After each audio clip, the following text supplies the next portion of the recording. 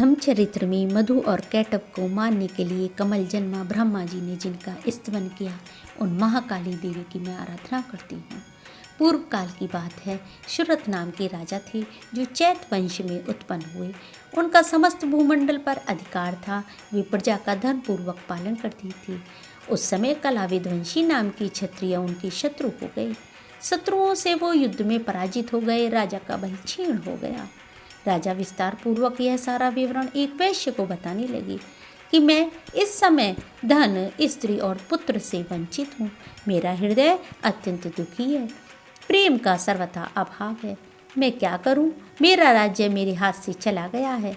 यह जानते हुए भी वह मेरा नहीं है। अज्ञानी की भांति मुझे उसके लिए दुख होता है।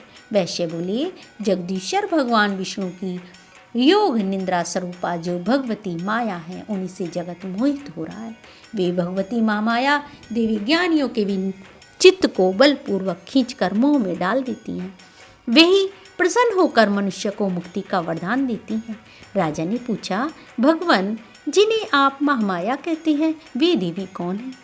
ब्राह्मण, उनका आविर्भाव कैसे हुआ? वैश्य बोला, वे नित्य स्वरूपा हैं।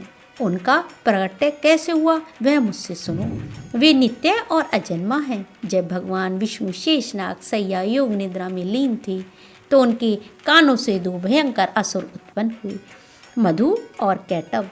वो ब्रह्मा जी का वध करने को तैयार हुए। तभी भगवान विष्णु ने उनके नेत्रों में निवास करने वाली योग निद्रा का स्तवन आरंभ कर दिया। जगत को धारण करने वाली निद्रा देवी की भगवान ब्रह्मा स्तुति करने लगे। तुम ही जीवनदायिनी सुधा हो, संध्या, सावित्री, परम जननी हो। तुम ही महाविद्या, महामाया, महावेदा, महास्मृति, महादेवी हो। तुम बोध स्वरूपा बुद्धि हो। क्षमा भी तुम ही हो। सौम्या और सौम्यांतर, सबसे परे रहने वाली परमेश्वरी तुम ही हो। तुम्हारी स्तुति करने की शक्ति किसमें है देवी?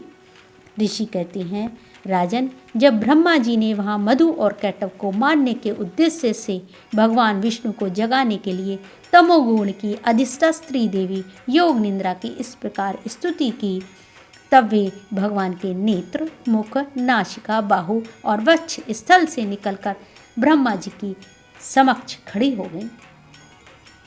वे दुरात्मा मधु और कैटभ अत्यंत बलवान और पराक्रमी थे। क्रोध से लाल आंखें किए ब्रह्मा जी को खा जाने के लिए उद्योग कर रहे थे। तब भगवान श्री हरि ने उठकर उन दोनों के साथ 5000 वर्षों में केवल बाहु युद्ध किया। वे दोनों ही अत्यंत बल के कारण उन्मत्त हो रहे थे। इधर महामाया ने भी उन्हें मोह में डाल रखा था। इसलिए वे भगवान विष्णु से कहने लगे, हम तुम्हारी वीरता से संतुष्ट हैं। तुम हम लोगों से कोई वर मांगो। श्री भगवान बोले, यदि तुम दोनों मुझ पर प्रसन्न हो तो अब मेरे हाथ से मारे जाओ। बस इतना सा ही मैंने वर मांगा है। यह दूसरे वर से क्या लेना देना। इस प्रकार धोखे में आ जाने पर जब संपूर्ण जगत ही जल देखा, तब कमल नयन भगवान ने कहा, जहाँ पृथ्वी जल में डूबी हुई ना हो, जहाँ सूखा स्थान हो, वही हमारा वध करो। तब तथास्तु कहकर शंख, चक्र, गदा धारण करने वाले भगवान ने उन दोनों के मस्तक अपनी जांघ पर रखकर चक्र से काट डाले। इस प्रकार ये देवी महामाया ब्रह्मा जी की स्तुति करने पर स्वयं प्रकट हुई।